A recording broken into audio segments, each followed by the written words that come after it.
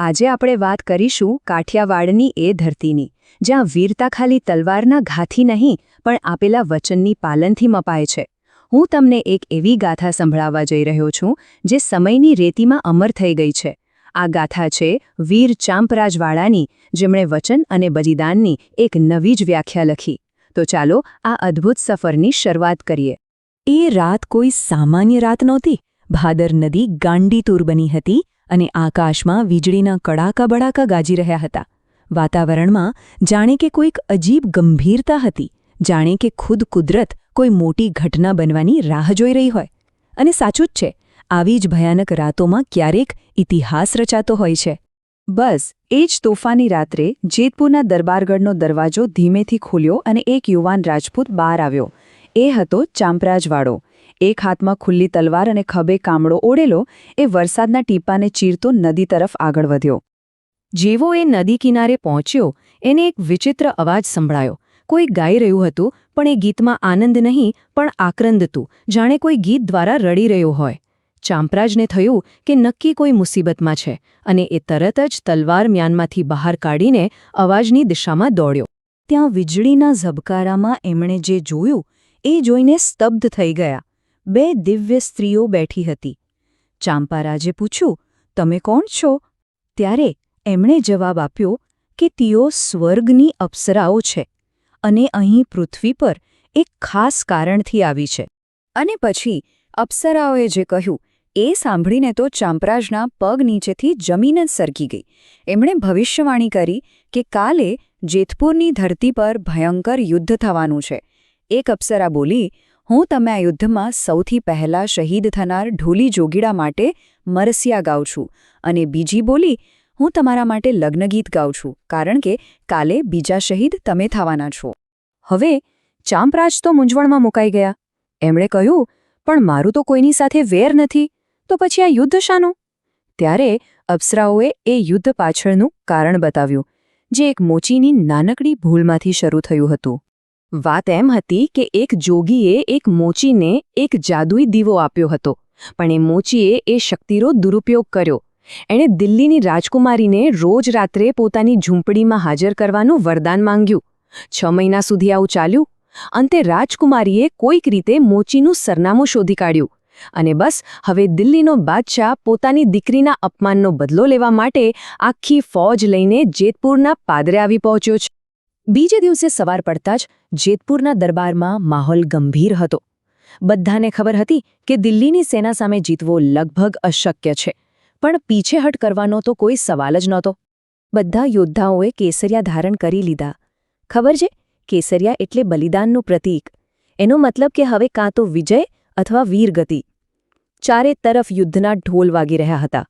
પણ એ જ સમયે ચાંપારાજે પોતાના પિતા સામે એક વાત મૂકી. એમણે કહ્યું, પિતાજી, હું ઢોલી જોગીડાને પહેલા શહીદ નહીં થવા દઉં. મેં એને યુવાન પત્નીને જોઈ છે. એને વિધવા બનતી હું નહીં જોઈ શકું.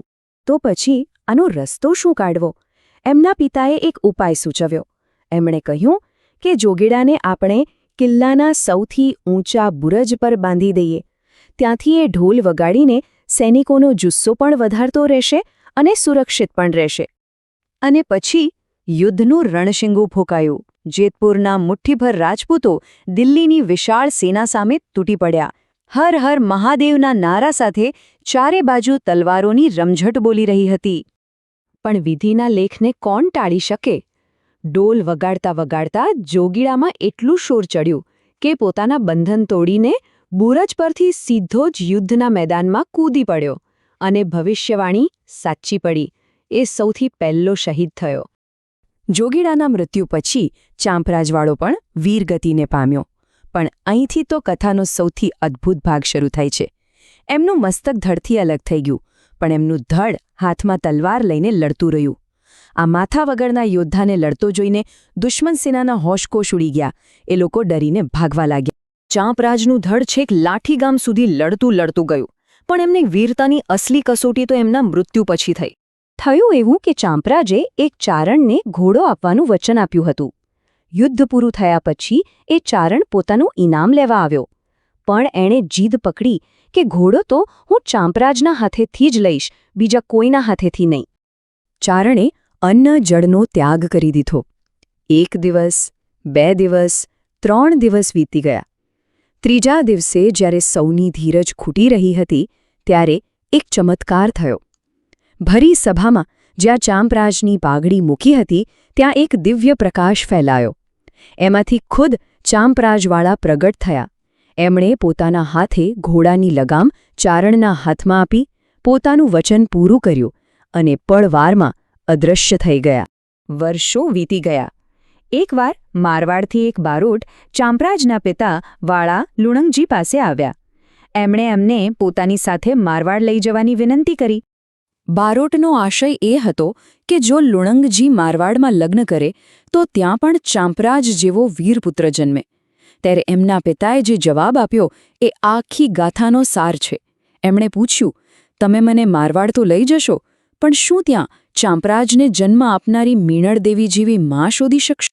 અને પછી એમણે જણાવ્યું કે ચાંપરાજની માતા મીણળ દેવીએ પોતાના સન્માન ખાતર એક નાનકડી વાત પર પોતાના પ્રાણ ત્યાગી દીધા હતા. અને એ પણ કોની સામે? પોતાના 6 મહિનાના દીકરા ચાંપરાજની સામે.